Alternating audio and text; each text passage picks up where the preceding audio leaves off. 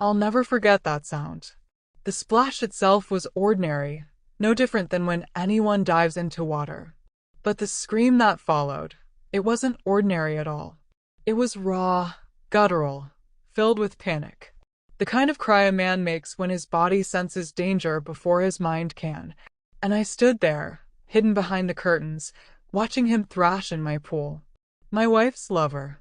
The man who thought he could swim in my water, eat at my table, and lie in my bed while I was away. I didn't blink. I didn't move. Because this wasn't sudden.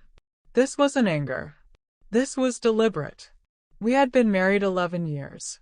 From the outside, we looked flawless. Beautiful home, 2 cars, laughter over dinner with friends. She was radiant, my wife. At least she used to be. People called us enviable, the couple others admired. And maybe for a while, we really were. But comfort dulls the senses. It numbs you until the silence becomes unbearable. She stopped reaching for my hand. Stopped asking about my day. Her smile turned shallow, the kind you give a guest you wish would leave. At first, I thought it was me. That maybe I had become too boring. That maybe work had drained me dry. So I tried harder. Flowers, dinners, weekend getaways. But once someone's heart belongs elsewhere, your efforts are just noise. The signs crept in like cracks in a mirror. A strand of hair out of place. Wine glasses in the sink when I never drank wine. A damp towel in the bathroom after I'd been gone all day. And always the pool. That faint trace of chlorine lingering in the night air, even though neither of us had swum in weeks. One Tuesday, I left work early, parked down the street, slipped quietly through the back gate. And there he was. A stranger in my pool, cutting through the water like he owned it. My wife nearby, legs crossed, smiling in a way I hadn't seen in years. She didn't hear me come up. She was too busy laughing at something he said. That moment shattered something in me, but it also sharpened me. Gave me a clarity that was cold, precise, unshakable. Rage wasn't useful. Rage makes mistakes. Revenge requires patience. So I watched. I counted. I studied. Wednesdays and Fridays, always late morning, always gone before 3. They thought they were clever. They weren't. I documented everything. Photos, videos, receipts of wine and groceries bought midweek. Proof. Proof I locked away, saving it for when I would dismantle her, piece by piece. But first, him, the arrogant fool who swam in my water. I researched. The human body is fragile in ways most don't realize. Pools are ecosystems. Chlorine, pH, stabilizers in delicate balance. Push it too far and the water itself becomes an enemy. I didn't need poison. Poison leaves trails. What I needed was pain. Invisible, deniable, devastating. I ordered what I needed online.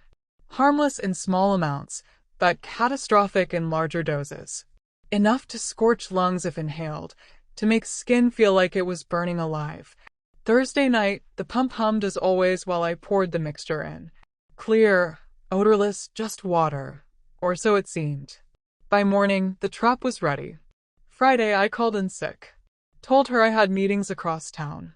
She believed me. Of course she did. Liars assume everyone else is blind. By noon, he was there, right on time. Shirt off, muscles flexing smug.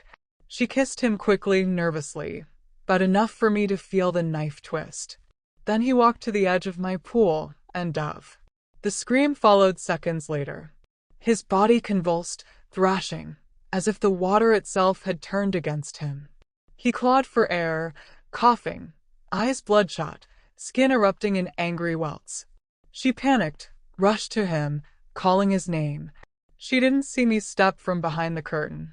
Her face when she saw me, I'll never forget it.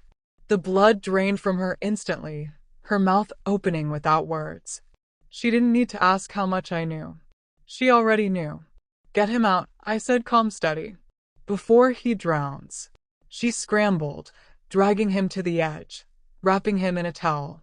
He whimpered like a child, stripped of all his bravado. I let the silence hang heavy. Her eyes darted toward me, pleading, searching for mercy that didn't exist. I know everything, I said, and dropped the folder on the table.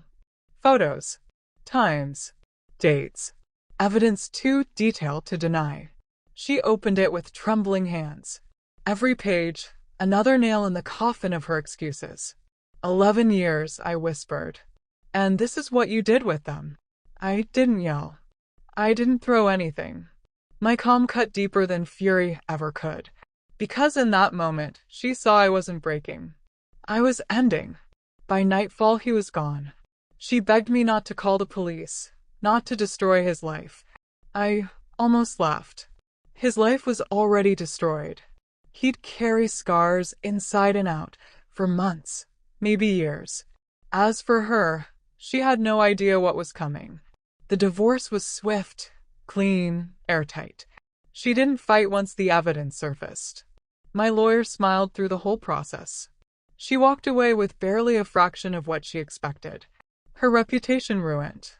Friends she thought loyal kept their distance once the truth spread. And me? I walked away lighter. Free. Do I regret it? Not for a second. When I think back to that splash, that scream, the moment his arrogance collided with my patience, I feel nothing but closure. Because betrayal is like rot. Leave it unchecked, and it spreads. I cut deep. I cut clean. And now, when I pass by that pool, empty still, reflecting only the sky above, I don't see their shadows anymore. I see only myself. Whole.